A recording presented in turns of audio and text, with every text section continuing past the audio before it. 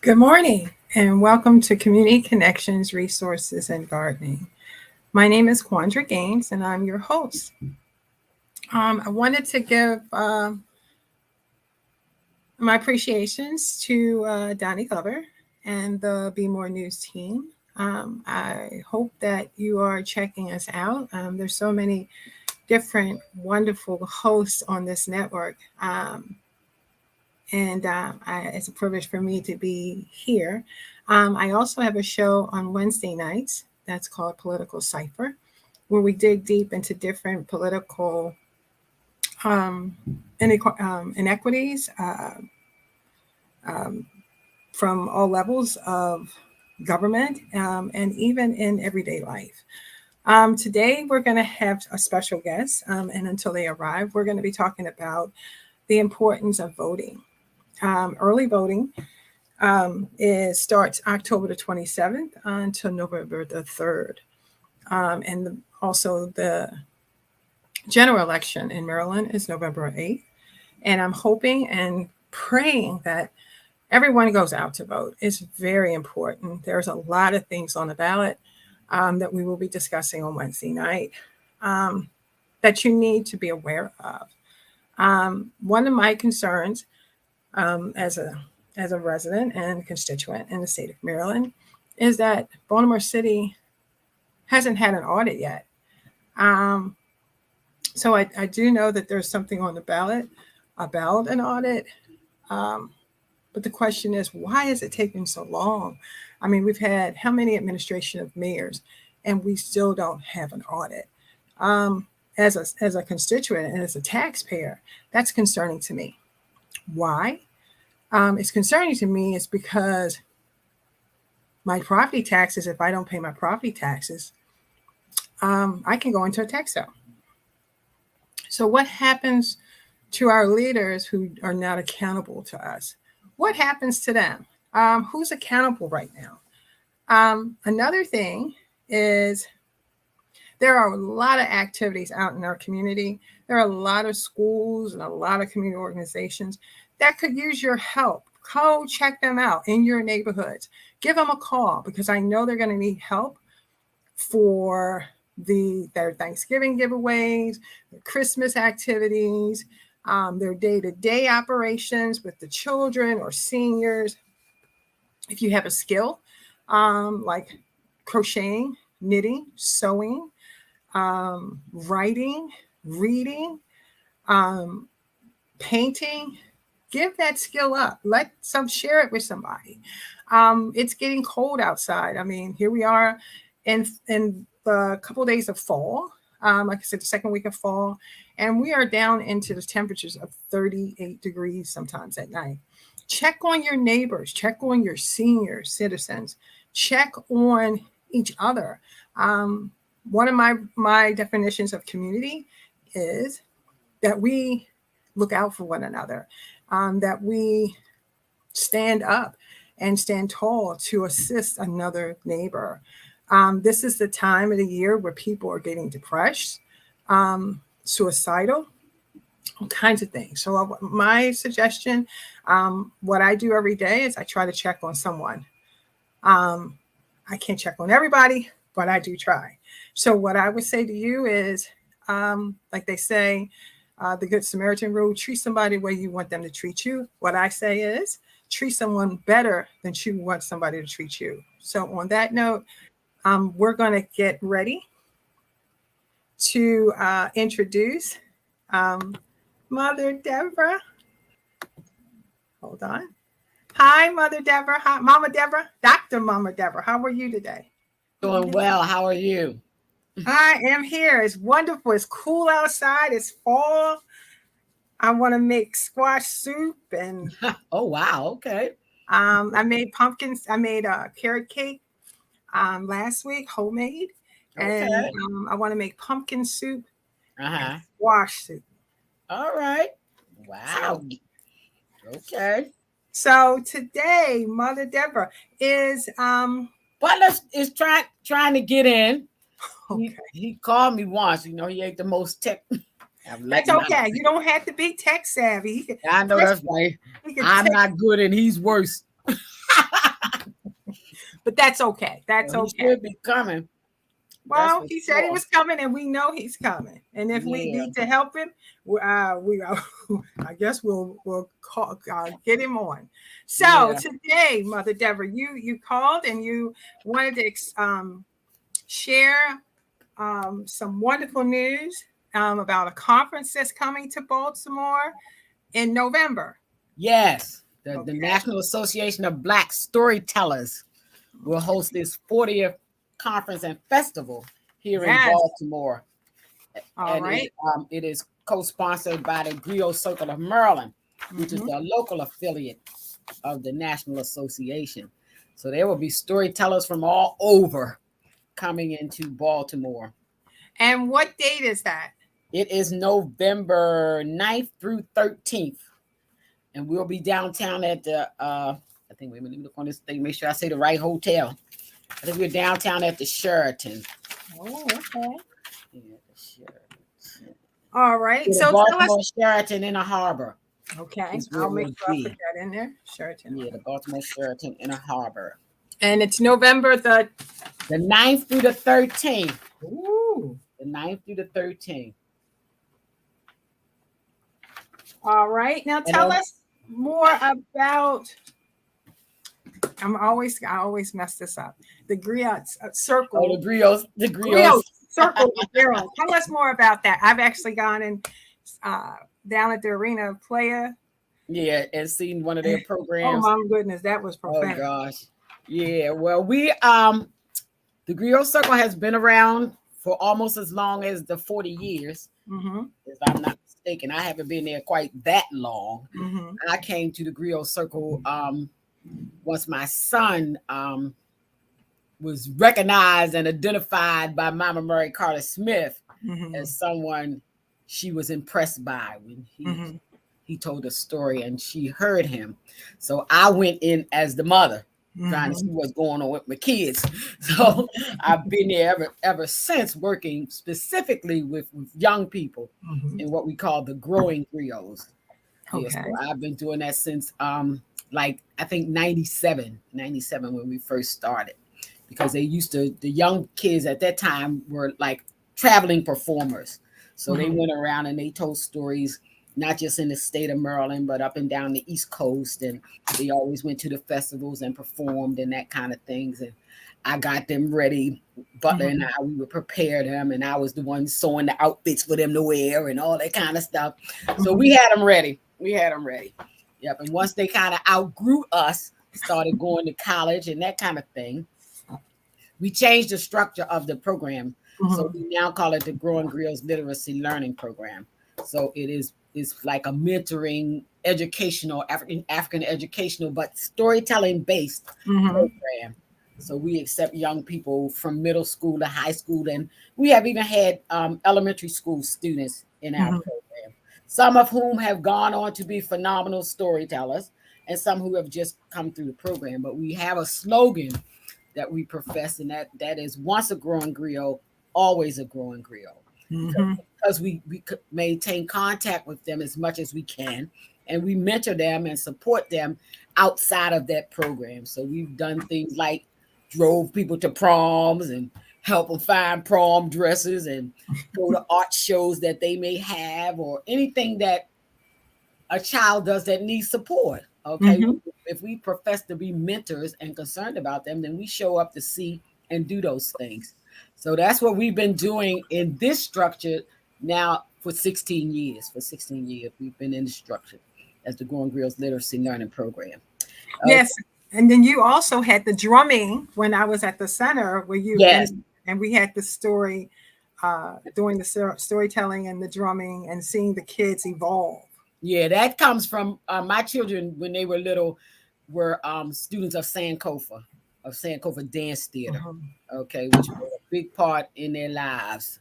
Okay, and that's where they learned to drum and African dance. So when we Mhm. went to the griots, David was already in drumming, so he enhanced his storytelling skills with his drumming as it was progressing and that kind of stuff. So they often did stories. My kids where they drummed and Murray danced. A lot of times Mhm. we found a story that she could dance a part in the story and those kind of things. So that helped them, you know, be more attuned to what they were doing. So that was a good advantage to them. And Sankofa, you know, and just to put a plug in for Sankofa, Mm-hmm. they have a show that's going to be opening at the Peel Museum. You know, the Mm-hmm. Peel Museum downtown. And I think it kind of opens tomorrow. They having a reception or something that opens tomorrow. From if I'm doing this from memory, I think from like 12 to 4. But they're gonna have drumming and dancing at that opening. Mm-hmm. African drumming and dancing at their opening. So it's like 35 years of Sankofa because they've been around for 35 years. And Mm. yeah. So I don't know how I'm gonna get Butler. I might have to call him and do something to try to help him get on here. Okay. I won't be able to stay the whole time. And I really want him to talk about the Adopt a Teller program, which is the Mm-hmm. one that I sent you the information about, Mm-hmm. which is an opportunity for people to experience a storyteller, a, a, a national storyteller. And I tell you, if you want to hear some storytelling, you should hear some of the tellers in the National Association of Black Storytellers. So should I call him or how should I try to do this to get All him? right. So I'm going to mute you, Okay. and I will talk about some other things Okay. Let me see if while I can. you're. All right. All right. So I hope that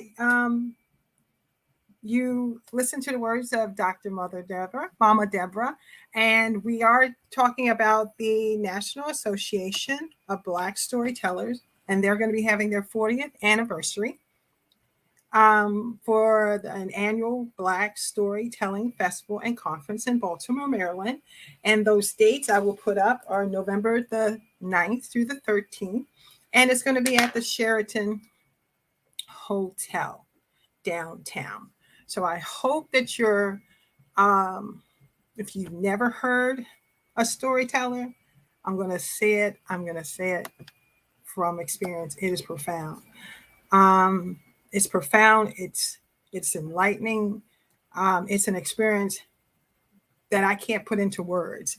To hear different storytellers from different generations. I mean, younger adults, kids actually storytelling. Um, Profound. So please support. Um, you may even learn something about yourself. So on that note, while Mama Deborah is getting Mr. Butler here, we're going to talk about some other activities coming up. Um, if you would like to be a host on this show, you can definitely email me, which is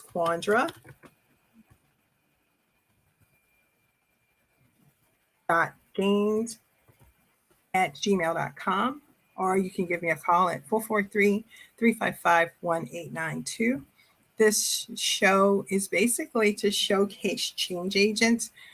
When I say change agents, it could be a youth running a program, a youth doing a soup kitchen, a youth doing mentoring. It could be a senior who can sing or who can do different things. So come out and support.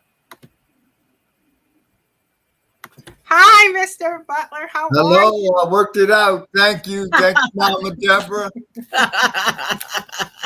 How are you today? I'm doing great now. I got your flavor in my eyes. You know what I'm saying? That's good. So, Dr. Deborah gave us, talked about the National Association of Black Storytellers and that you guys will be hosting the 40th Annual Black Storytelling Festival and Conference in Baltimore from Yes. November the 9th through the 13th. And I'm going to do everything I can to get to at least two. And the griots. Yes, Circle of Maryland are the Rio. hosts. Yeah. Griots. See, I Rio want to give you another name. Griots of Circle of Maryland. I've actually got to listen and be right there in the middle and absorb all that. So, welcome. So, tell us about yourself and tell us what's going to be happening with this new program that you guys are doing. Adopt a Well, Talent. my name is Bunjo Butler. Okay. I am a retired librarian. Oh. Uh-huh. I am a member of the Griot Circle of Maryland, Mm-hmm. um, a past president of the Griot Circle of Maryland. Mm-hmm. I am a member of the National Association of Black Storytellers, Okay.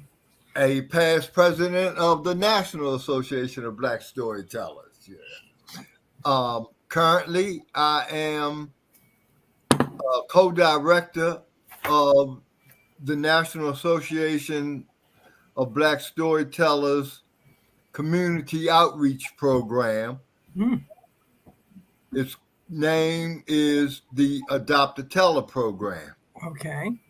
In the Adopt a Teller Program, we place storytelling arts professionals in the metropolitan area in whichever city we are hosting our festival. Mm-hmm.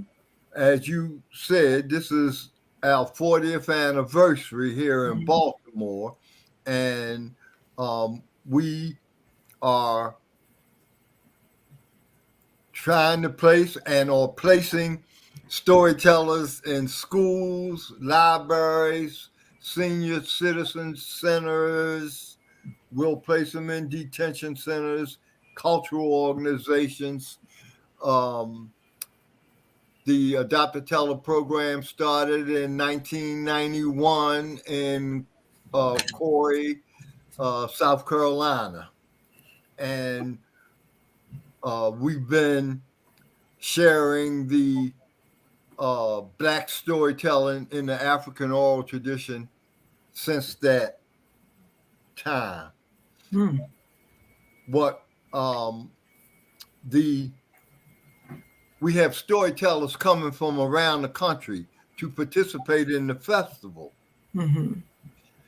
They are vetted storytellers on our roster that goes out to the schools, to Mm-hmm. the libraries, to whatever uh, organizations that we are um, sending storytellers to. Okay. Okay. Now, how can someone or school or someone hearing this get involved? Let's say they want an application. Where can they go? Well, they can go to the website. The Mm-hmm. National Association of Black Storytellers website is Mm-hmm. nabsinc.org and click on the drop down menu for Adopt a Teller. Okay. I'm gonna put that on there too. And we are at a point here in Baltimore now where you can email me at bunjobutler@gmail.com Mm-hmm. and I can send you and will send you a application. Okay. All right. And I have your email, so I will put that on there as well. All right. All right. So tell us more. I mean, tell us something. Tell us why this was actually important that you create something of this caliber. Ooh, well, 40 years ago, number Mm-hmm. one, our co-founder, one of our co-founders, Mother Mary Carter Smith, Mm-hmm. was from Baltimore, and Mm-hmm. our other co-founder, who was originally from Philadelphia, but is living here in Baltimore now, Mama Linda Goss, in 1982 or before that, being members of storytelling organizations, they saw that we as African Americans, as Black, as people of the African diaspora, could not share our stories, Mhm. our way, Mhm. our voices. And they decided to bring us together and start the what was then the Association of Black Storytellers. Mhm. And they had their first festival here in Baltimore at Morgan State. It was Morgan State College then. Mhm. It's Morgan State University now in 1983. And since then, we have gone around the country celebrating and sharing Black storytelling.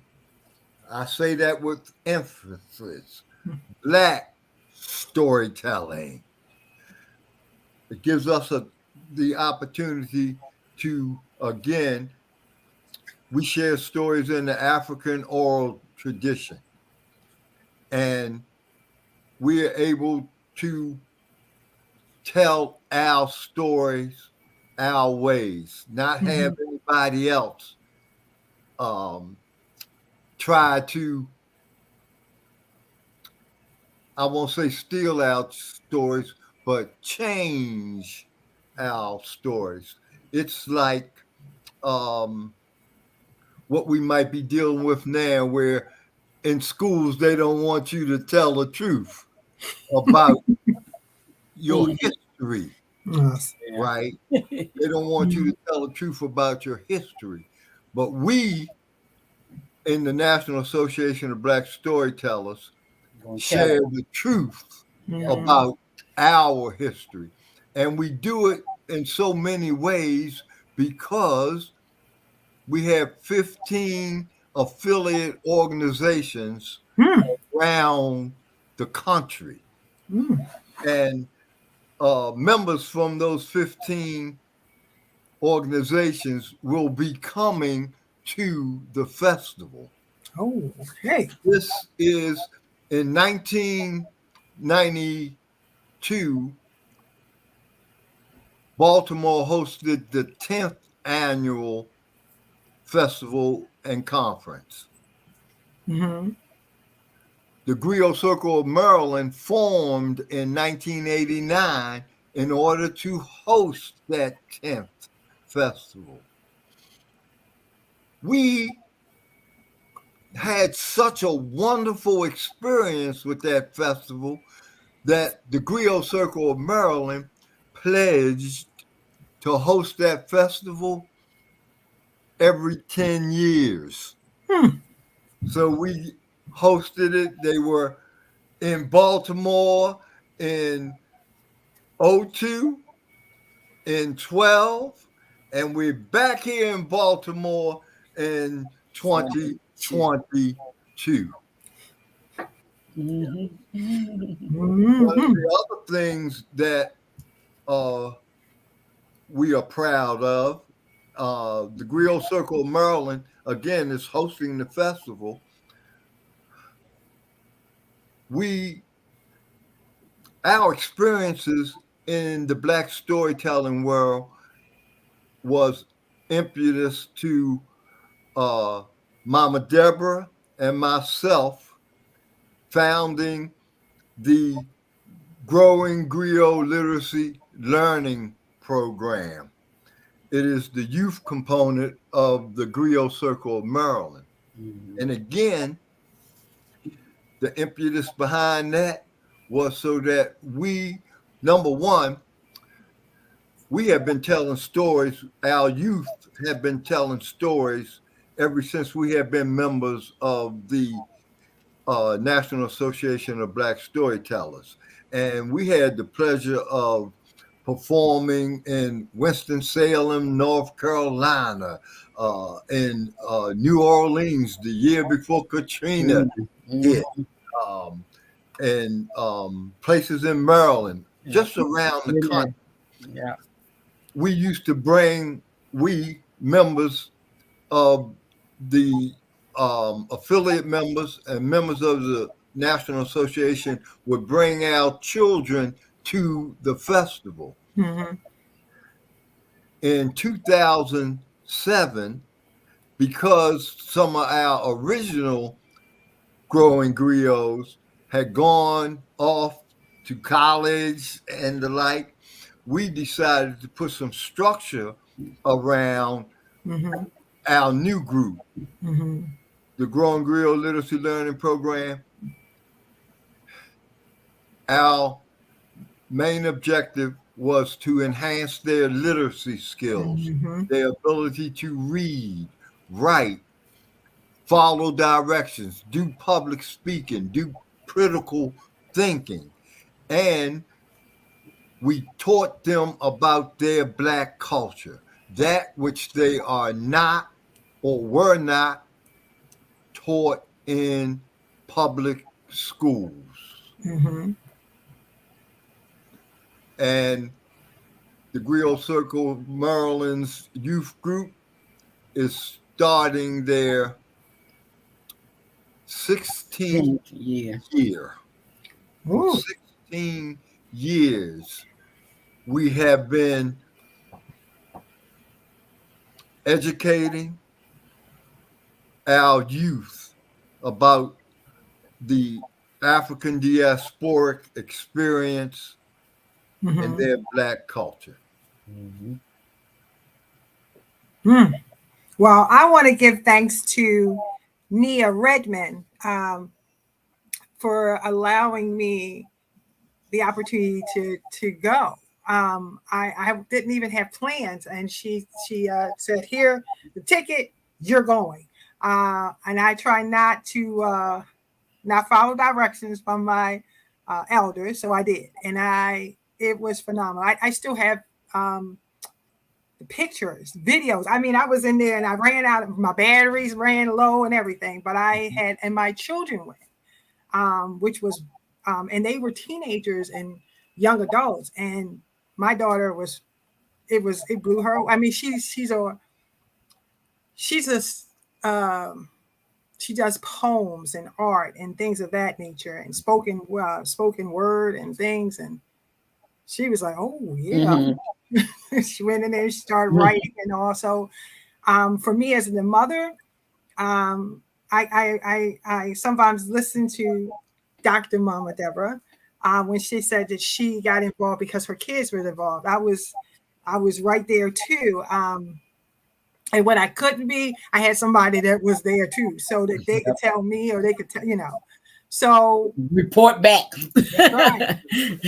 But so with the youth that have gone through that exposure, what happens as young adults? I mean, are they much more confident? Oh God. Are they much? Are they? Could have been in the rehearsal last night. Right. You just made me smile. I know that's right. Could have been in the rehearsal last night. What we are proud of is that you can't take their Black selves from them. That's right. And they are so Grounded. They're not monolithic. They are different, and they have gone different trails and the like. But you can't take their Black self from them. The knowledge of who they are and what we as a people have contributed to the world. Mm-hmm. Can't take it from them. And they just we have a saying, once a growing griot, always a growing griot.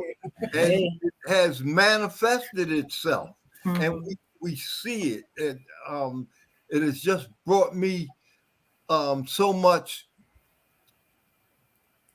I am so humble because of how they share with us, how they have benefited from what we shared with them. Yeah.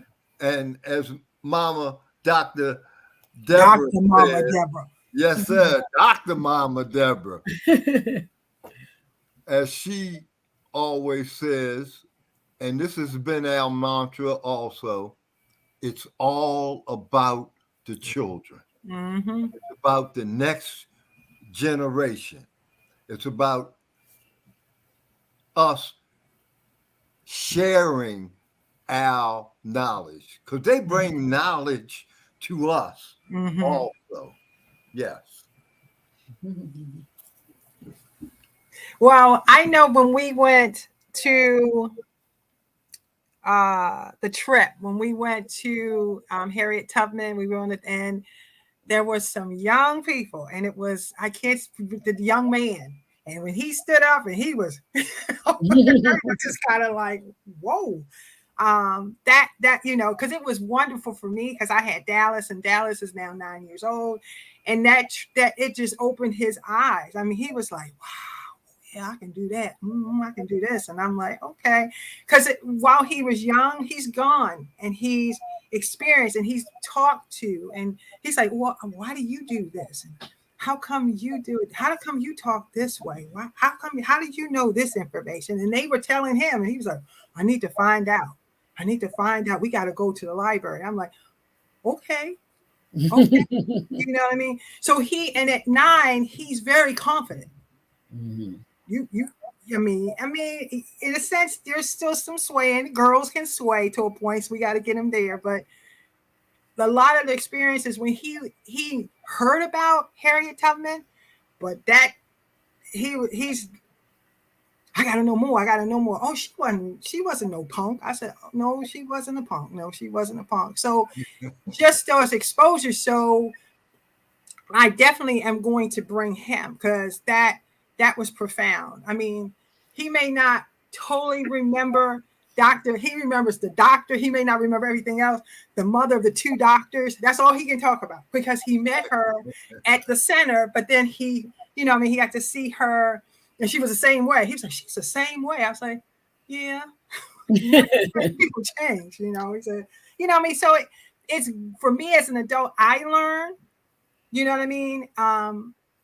And it's for me, it's wonderful to be in a space when you don't have to apologize for being Black.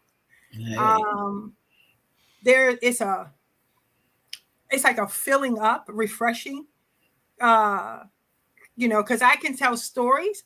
I can tell stories from what my grandmother and my great grandmother, but not too many people experience that. Like for now, how many grandmothers can go back to their grandmothers? Because grandmothers now are young. They not really getting They're mothers with grandchildren, not grandmothers. Yeah. So it's like it's a whole different experience. You know what I mean? Yeah. And I always say to my children, and they laugh at me, I'm glad I'm not a grandmother. I'm getting those peppers now, but if I was younger, I wouldn't. I mean, I could teach them, I could show them, but you got to get some bumps and bruises to be able to, and things that you can walk a person through before you can be a grandmother. You know what I mean? Yeah. But I appreciate. I mean, Dr. Mama Deborah came in and volunteered, and when I first met her, I met her son before I met her. So, and he's very confident. I was like, "Ooh, man!" And when he was getting his PhD, and he spoke, and I was covering it, and he was, very. I was like, "Wow." How must be really, they were really quiet. Like I was like, oh, this is wonderful. I was like, let him keep on speaking, I know that's right. Because we did an interview yesterday and David spoke and after he finished, they asked me, did I have anything else to say? I said, I love to hear that boy speak. Yeah, it's profound. It's profound. I mean, because when he got his PhD, even though I wasn't there, we heard about it. We were like in the office, like it was our kid, and it was fantastic because when he came, the young boys were like, "Who's that? Who?" And he's coming with the drums, and they go, "Ooh, I want to see. I want to." And he let them. He talked to them. He didn't talk at them. He didn't belittle them. They were like, "Oh, I want to be around him. I don't know why, but I need to be around him." And that's profound. You know what I mean? Because sometimes all they see is the pharmaceutical sales rep on the corner, but they even gravitated. You know what I'm saying? So it's profound. And, you know, for me, I paid homage to my prime members, and that were my ride and die. Those were my grandparents. I learned everything I could. I mean, there isn't anything that I didn't learn from my mom and my gam gam. They were the world, and they still live through me. You know what I mean? So for me to sit up and think about crocheting and knitting, that's my communion with her. That's my refreshing and reliving all those different things, so I can pass that on to my daughter, who is very strong, strong, confident young woman. Sometimes she gives me chills. I'm like, woo, you know what I mean? She knows who she is, and that's profound. And so many kids don't. Yeah, that's what's so missing. And you can see it. I say it all the time. That's the major thing that's missing, is that our children don't know who they are. They don't know what capabilities they have, because they can't attach it to anything, because they don't know their history. They don't know their history. And they must know it in order to know that even in the midst of all the mess that we are in now, you can stand, and you can stand firm if you know who you are. You have that support who knows who they are. Yeah. You know, because if you go home and say, "Who are you?" and they go, "Oh, I don't know." Yeah. Lost, you know, and just all the different things that are going on. Like for me, sometimes it you know, if I have a disagreement with my daughter, my daughter's like, "Okay, you can disagree, but I'm a grown woman, ma. I'm adult," and I'm like, I understand, but she's not swayed. She's like, "Okay, well, I'm not going to change." Yeah, she's not going to saying what change you mean. That's right. You. And I'm like, saying in our own truth. You know, she's speaking in her own truth. That's right. And standing in it. That's right. She's standing, and that's what young ladies, you know, where it's how do I exercise my word? You know, they're only seen in certain ways, and it's sad. So how can, like I'm saying, like if like for instance, we have kids, my kids are grown now, but my kids, or like Dallas or other children, like I sent your form to his school because I know they're international school. So you've got different countries from Africa, you know what I mean? Different Ethiopian, all kinds. So I know Furley. Furley. Okay. You got a whole there with you. Yes, they got a whole. I mean, he actually is going to a school where he is actually in class with his motherland. Oh, okay, all right. Hey, ain't nothing wrong with that. They are, and they are serious about their education. I mean, there is no, they're not the ones that are talking in the classroom. They're like, "Oh, he must not have morals or something," you know, and keep it moving. So, but they value education differently, and you teach that too. The value of education, you teach that. These kids don't value education, please. And not their parents, you know, they're because nobody taught them to value it. My mother, all they ever talked about was education, education. And I did the same thing with my kids, because my response to everything they said was, after you graduate from college. That's right. I was telling them that when they was like 2 and 3 years old. After you graduate from college. And what did they do? They graduated from college. And then I used to tell them, you know, you got to do more than me. You got to do more than me. So I got a master's, so that means y'all got to get up there somewhere. Okay. And that's what they did. So will you have, I know I've got a couple young ladies that I've been working with that I met in the laundromat. Okay. On a Sunday. I really wasn't really wasn't paying attention. I mean, I was studying. That's when I would study, when I go group, do my spreads. And then they were in the gangs, different gangs, and they were talking and laughing. And I was like, okay. And they said, what do you study? I said, well, at that time I was doing my bachelor's, double bachelor's. They said, why would you do a double bachelor's? I said, well, first, let me explain something. As an African-American woman, I have to work 12 times harder than my counterpart. Hey. Okay. So if I don't have the credential, even if I have the experience, if I don't have the paper, they don't always take me seriously. So then when I got my master's, you went to get your master's? Of course. Well, how much more are you going to do? I said, I'm going to get my PhD. And she said, okay. So as I was doing things, I didn't go to school. Why don't you go on to school? Well, I just don't. The teacher bores me. Why does she bore you? Well, I know the stuff. Well, have you communicated with the teacher? She don't want to listen to me. I said, okay, well, does your mom go? No, I live with my great-grandmother. And she can't get to the school, but she writes a lot of notes. So it was like, huh. But just from them, they knew they were from separate gangs. But that was their safe space to talk to. And I would I use them as volunteers. So a lot of those young girls, they would come in and volunteer at the center just to get around other people. And now 2 go to Morgan, 1 goes to Loyola, and 2 go to Goucher. All right. You know what I'm saying?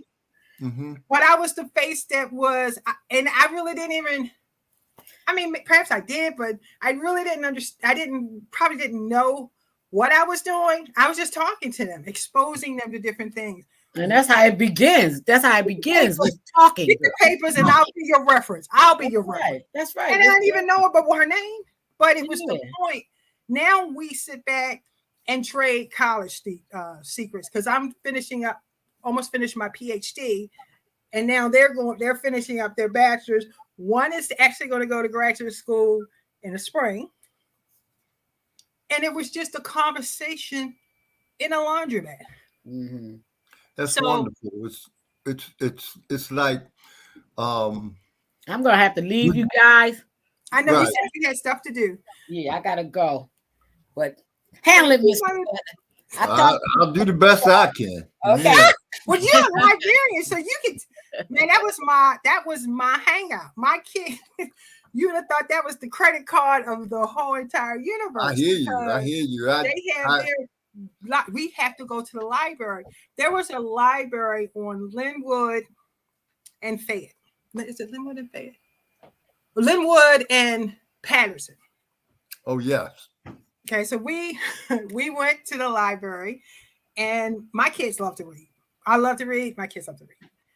And at that time, we didn't really, we understood the power of reading, but we didn't know that if we kept reading all these books, this library could get more stuff, more things, more equipment, more things. So we went on a challenge that every year when the summer reading, we would excel and keep excelling and create healthy competitions with other people that read so that we could get more videotapes, more yoga things. Like, there was one woman, she read all the yoga books, so she wanted more yoga DVDs. And it was a senior and I who read gardening books because we wanted more gardening books and we wanted more this. And as a result, we wound up getting a couple computer labs, a couple more librarians, because it was so much traffic. People were utilizing spaces and all these different things. And then it was like, wow. Circus Soleil. Some people didn't even know about Circus Soleil. They do now because we kept getting the DVDs and kept getting the things. Right. And we wound up having all these different things. So it built a community because now Saturday, people were waiting outside. Understandable. For the library to open. I mean, it's one of those institutions that we as a people should value. My experiences in the library was such that as a people, we didn't take advantage of that resource in the manner that we needed to take advantage of that resource. But it's like Frederick Douglass said, reading will set you free. Yes, it will. I don't care what you are into, what motivates you, what your passion are. You can find it in the library, in reading. And especially I reading about your Black culture Mm. will expand your world. Reading about your Black culture. If you, no matter what you like, no matter what your passion is, you can find books, uh, all the new technology, everything about that on the Black side of life because it exists. Your reading again will just set you free. You can find out so much. You can travel around the world because of your ability to read. Yes, and the thing is, for me, it was a joy because it became a we would do at least one day a week, and then we wound up doing 2 days a week. So Saturday, that was our thing, and like beloved. So Toni Morrison was like profound to me. Mhm. More so as a teenager, and then I don't think I took her as serious as she was until I became an adult. And then just seeing the things that she went through, because she taught at Howard, you know what I mean? And she couldn't raise up because she didn't have a PhD. You understand what I'm saying? And I'm like, Yeah, I do. and I'm saying, but she was at Howard. This is brilliance. This woman had broke. She at that time she hadn't written. She had written, but she hadn't published. Here she was an editor. You know what I mean? All these different things, but her books. She didn't apologize for being Black. Right. She didn't, and people respected her. They trusted her. Her wisdom, they felt she was a solid woman. The fact that what profounded me, I didn't know that she helped Muhammad Ali write his book. I hear you. It's amazing. It's like, um, again, I started, and when I was as being a librarian and really being into my Black self, um, and I started reading books by Black women authors. It opened up my world to what Black women have had to go through. Not only, right, not only being Black, but being a woman, right? It is mind blowing what you can, how you can grow again. That's just an example of it. Just opened my head, my mind to what Black women, how what they were suffering, how they overcome, and what they give to us as a Black culture so that we can be where we are. It is like one of the things, I have those. hey, one of the things that we do in the Growing Griot Literacy Learning Program that we are able to share with them and that you'll find when you go through reading. It's like you were saying earlier about um, some of the heroes and sheroes that you knew about. It's like when they come into the growing griots, one of the first things we do is ask them to name 10 African diasporic heroes or sheroes. And you know what we get all the time? Harriet Tubman. Uh, Michael Jordan.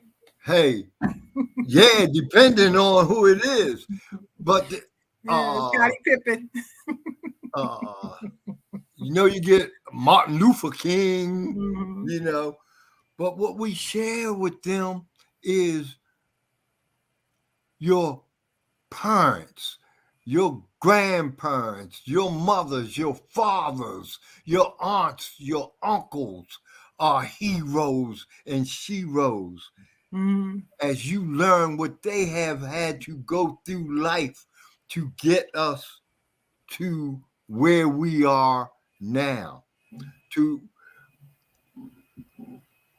just know again about who you are and what we have gone through as a people. To know that, yeah, I have a master's degree, and in the library, I used to tell all the other folk that worked around me, I ain't no better than you. That's true. I'm not better than you because I got this or I got that, right? We as a people, we are a village. We have so much that we can give to each other. And that's what's wonderful about us being able to come together. We have so many things that we can give to each other that will help us um, be our best selves in this world. And that is so very important. Yes, it is. And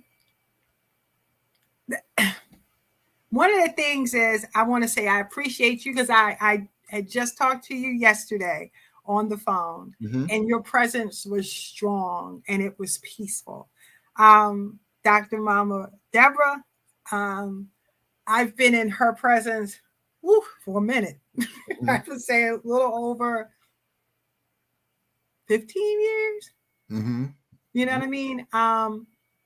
And I've learned. I mean, there have been times when she has brought me books. You know what I mean? When I was doing my business and project management degree, she brought me books. She Mm-hmm. brought me books. I know you read. Here's something for your daughter. Here's something for your sons. And would ask me, and how was the book? I read the book and I was like, I never thought of it this way, but I'm grateful that I got to see that point of view. But I also just her encouraging spirit. You understand what I'm saying? And Yeah. And through her, I've been able to meet quite a few people. You go to the Blacks and Wax Museum. Mm-hmm. It's a profound. I mean, you can't put it in words. I mean, Right. the different levels, the the boat. That was a little. Slave ship. Yeah. Slave ship. That was That's a. that's another example of what we as black people in the black culture, how we again share with each other. The um, God gave the Martins that vision, and they have given to this city and to this world one of the greatest black cultural monuments that could ever be, the National Great Blacks and Wax Museum. You have to You have experience. to see it. You have to, You and you have can't. to experience it. You can go and see it the first time, but when you go back that second time, it puts things in perspective. It things that you just go that feeling, and then a colleague of mine, LaKerry Dawson, she took me to DC. Oh my Mm-hmm. goodness, and that, whoo, that uh man, I was crying. I went through so Right. many different emotions. And Emmett Till, that we were, I would say we were, I don't, maybe 6 feet away. Mm-hmm. It was just, it was, I can't put it in words, It but is just wonderful. Again, it's another example, and it almost makes it come full full circle. circle. This is Mhm. another example of how we share our stories, And the how we inventions. share our stories, So, predictions. yes. Yes, yes, yes, yes. Just You the know, things like, starting from the lower level, and here in all of that pain, you still saw greatness. I mean, you, uh, for me, I love to garden. I love to grow things. I like to make things. Um, and to see uh, that there were queens and royalty, you know what I mean? Because they don't, yeah. in history, you don't see that. You don't hear that. Um, to know that Emmett Till was in the building, well, I wasn't near him, but you could to see people coming out after. It was just, I mean, all nationalities, all ethnic groups. Right. How dare, one lady was so upset. How dare, oh my goodness, my ancestors need to get a reality check. How much more can we keep doing this? And then, and her husband was like, he was all messed up, and he was like, he came up, he says, I'm sorry. So I'm in my zone now. I'm like, Mm-hmm. seeing Thomas Jefferson, and it was, and then you get up to where you see Angela Davis, and Mm-hmm. Shirley Chisholm, and you Mm-hmm. see, pictures, and Mm-hmm. everything changes. But it was nice to see the Oprah Winfrey theater and all these different things. But that whole experience, it took me a couple days. I don't know, maybe a whole month, but it was so much information that I knew, but there was so much I did not know. You know what I mean? And Yes, yes, yes. That is just again uh, taking me back to my storytelling world. That is, uh, as was said earlier, and that's why we share our stories our own way. Each one of us have different voices. Each one of mm-hmm, us bring it in the same bring knowledge to us. mm-hmm, Maybe not in the same way because um, we are all we're different, but we are the same, mm-hmm, right? It's just like um, our voices come together and we acquire. You know, we can do it individually, but when we come together, that is so much strength in mm-hmm, coming together. And we come together when we are able to benefit from institutions like the Smithsonian African American Museum, like the National Great Blacks and Wax Museum, the Lily Carroll Museum here mm-hmm, in Baltimore. mm-hmm, Just the ability for us to come together, for the village to reach out to each other, to raise our kids, to raise our young adults. Mm-hmm. It is just so magnificent Mm-hmm. or blacknificent for us to be ourselves. Yes. So, Mr. Butler, I want to thank you for coming and My just pleasure. I like to and be. I will see you. I'm gonna make it my business. I'm gonna study all the way. I'm All trying to right. get my work ahead so that and I am definitely gonna bring my sidekick On, Dallas with yep. me. And so it's the 9th, November the 9th through the November the 13th. 9th to the 13th. And it's But gonna be at this. on November the 9th, Mm-hmm. there's a free, there are two things. On Sunday the 6th Mm-hmm. at Frederick Douglass High School, Mm-hmm. we will be having a free community concert Oh, on the 6th, leading up to the festival, so okay. that even if you have not registered for the festival, you can experience what that festival is going to be about. But also on November the 9th, Wednesday, November the 9th, Mm-hmm. at the Sheraton Inner Harbor Hotel, the Mm-hmm. Griot Circle of Maryland will be having their pre-festival event.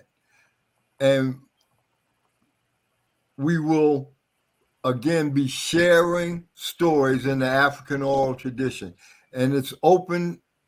The pre-festival event is free, and we Mm-hmm. invite you there and to the community storytelling event at the Frederick Douglass High School The on the 6th. 6th. Yes. Okay.